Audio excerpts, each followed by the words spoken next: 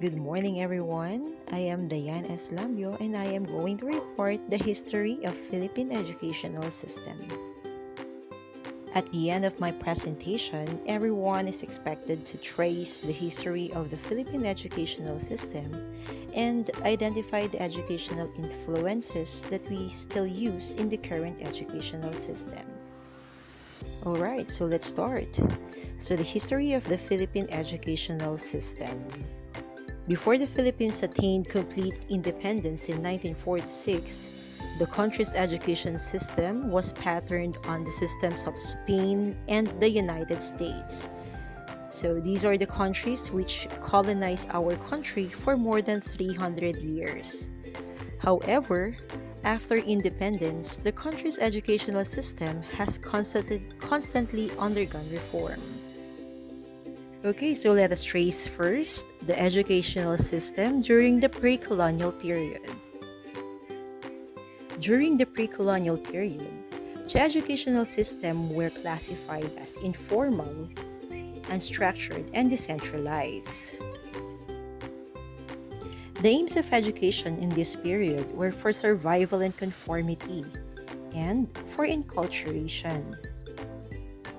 Fathers taught their son how to look for food and other means of livelihood, while mothers taught their daughters to do household chores. This education basically prepared their children to become good parents. Children were provided more vocational training and lesser academics. Demonstration method, or the tell me and show me, observation and imitation, and indoctrination were the teaching methods in this period. So basically, class, the students just copy or imitate what their tribal leaders or teachers portray and demonstrated to them. The Babaylan or the Catalunans were the teachers in this period. These shamans specialized in communicating, appeasing, or harnessing the spirits of the dead and the spirits of nature. Baybayin is a pre-Spanish Philippine writing system. The term baybay literally means to spell in Tagalog, and some have attributed it in the name Alibata, but this name is incorrect. These are the great contributions and evidences that pre-colonial period really occurs. First is the ceramic industry as early as 4000 BC. Pottery were used to hold remains of the deceased, were decorated with anthropomorphic designs 3,500 years ago by the native Filipinos. Next is the preserved mummies in Central Cordillera Mountains. In northern Luzon, mummification is prevalent in Cordillera, specifically in Benguet, Ifugao, and Mountain Province. The most well-known example are the far mummies in Cabayan, Benguet. We also have the petroglyph or line drawings in Angono. The Angono petroglyphs are petroglyphs carved into a rock wall in Angono, Rizal. It consists of 127 human and animal figures engraved on the rock wall. It is also known as the oldest work of art in the Philippines. And finally, we have the rice terraces in Ifugao. Banawe rice terraces are terraces that were carved into the mountains of Banawe, Ifugao by ancestors of indigenous people. Upon knowing these great contributions and evidences, what do you think these evidences mean?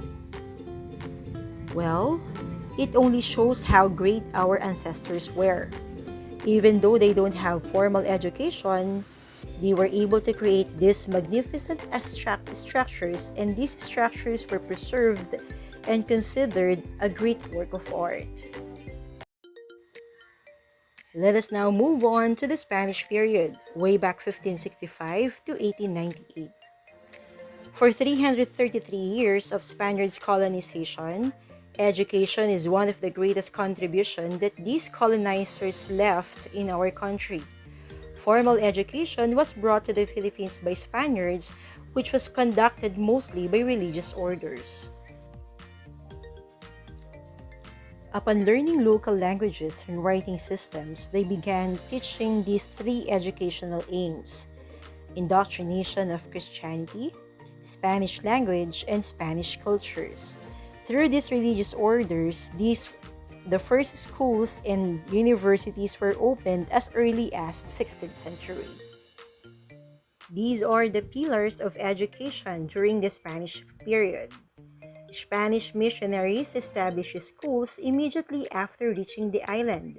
The Augustinians opened a parochial school in Cebu in 1565, followed by the Franciscans, who took the task of improving literacy in 1577.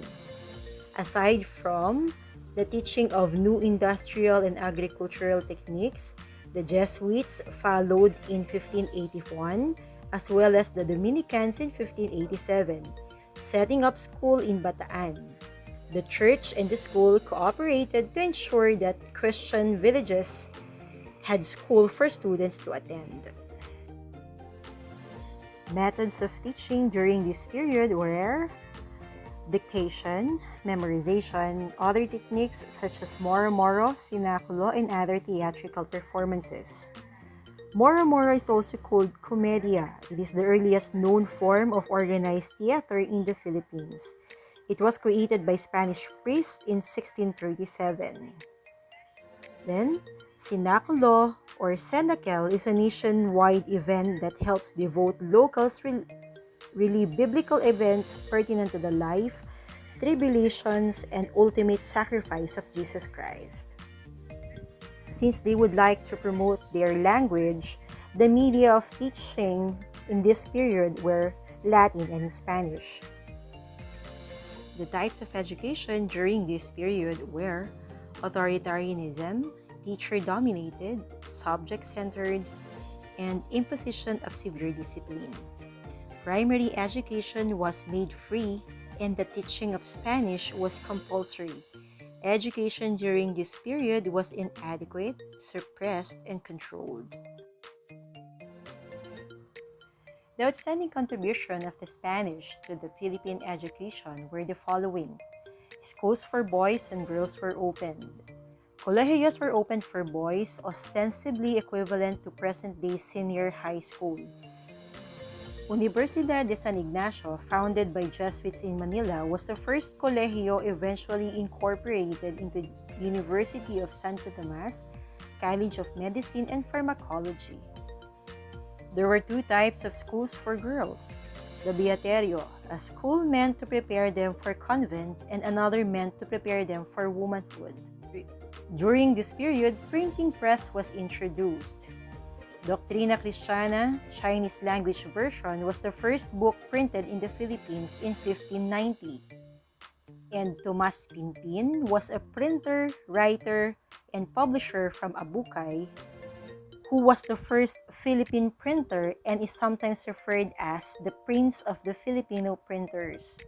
Pinpin is remembered for being the first Philippine personage to publish and print a book, librong pag-aaralan ng mga Tagalog ng wikang Kastila.